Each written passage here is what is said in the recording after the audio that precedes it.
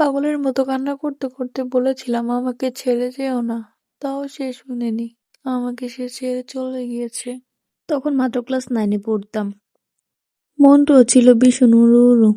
আমার সাথে প্রায় সব ফ্রেন্ডেরই ফোন ছিল, শুধু আমার হাতে ফোন ছিল না। তখন আম্মুকে অনেক বায়না করার পর আমার আম্মু আমাকে একটা ফোন দেয়।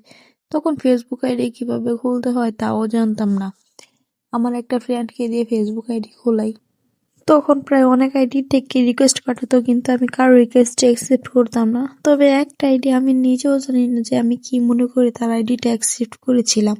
সে প্রায় প্রায় আমাকে মেসেজ দিত, কিন্তু আমি কোনো রিপ্লাই দিতাম না। হঠাৎ একদিন তার মেসেজের আমি রিপ্লাই দিলাম।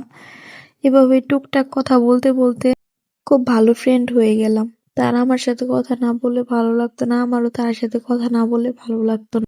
আমি বুঝতে পারতাম সে আমাকে পছন্দ করে, কিছু বলে না।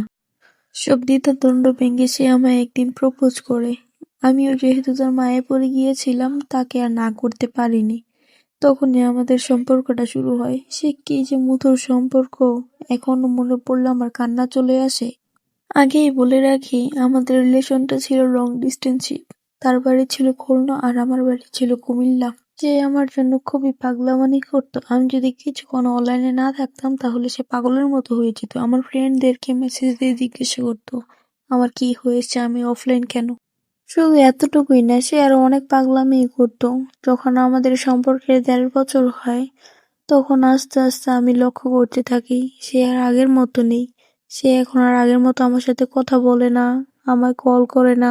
যে মানুষটা আমার জন্য এতটা পাগলামানি করতো, আমার সাথে একটু কথা না বললে পাগলের মতো হয়ে যেত, সেই মানুষটাই আমাকে কল দেয় না। যদি আমি কল দিতাম তাহলে কথা হতো, এছাড়া কথা হতো না। আস্তে আস্তে সে পুরোই চেঞ্জ হয়ে যেতে লাগলো।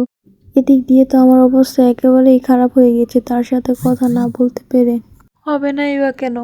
রাত্রের 11টা পর্যন্ত সজাগ থাকতে পারতাম না, আর তার সাথে সারা রাত কথা বলতাম। এরপরে এমন একটা কথা আমি জানতে পারি